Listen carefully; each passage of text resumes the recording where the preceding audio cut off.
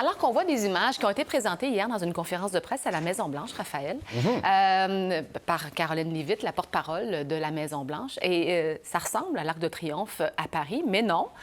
On veut faire construire ce monument à Washington. Avec une touche Donald Trump, évidemment. Donc, c'est un grand projet que l'administration veut voir s'ériger au cœur de la capitale. La Maison-Blanche se trouve ici. Ici, on a le monument de Lincoln, très prisé des visiteurs, des touristes. Et juste en face, de l'autre côté du pont, près du cimetière d'Arlington, verrait le jour, donc, ce monument, cette immense arc de triomphe. On peut voir la vue aérienne, ce que ça donne un peu. Donc, on est vraiment sur les rives du Potomac.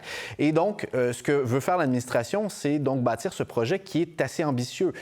En taille, on y reviendra, mais aussi en coût, 100 millions de dollars américains. Financement, oui, privé, grâce à des dons, mais également public.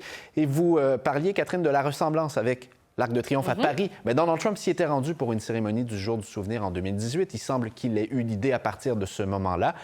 Quoique, celui de Washington, s'il est bâti, sera plus imposant que celui de Paris. C'est ce que nous rappelle le New York Times avec cette comparaison. Donc, environ 50 mètres pour l'Arc de Triomphe de Paris. Celui de Washington, avec la statue sur le dessus, fera 76 mètres. Pourquoi 76? Parce que dans le système impérial, c'est 250 pieds pour le 250e anniversaire des États-Unis.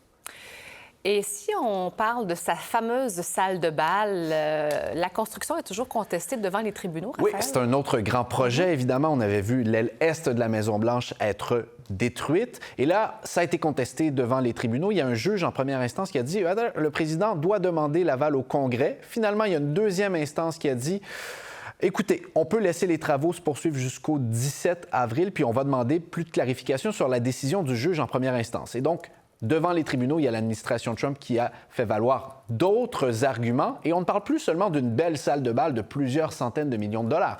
Dans les nouveaux arguments fournis par les avocats de la Maison-Blanche, on parle aussi du fait qu'il doit y avoir du matériel anti-drone, des abris anti-bombes, des installations militaires ultra secrètes, probablement sous cette salle de bal. Donc, on fait valoir l'argument de la sécurité pour exiger la construction de cette salle. Pour l'instant, donc, c'est devant les tribunaux. Je vous rappelle que c'est ce grand projet pour lequel il y a 350 millions de dollars qui ont été recueillis de manière privée. On parle d'un projet d'à peu près 400 millions de dollars pour l'instant. Tout doré. Merci, Raphaël.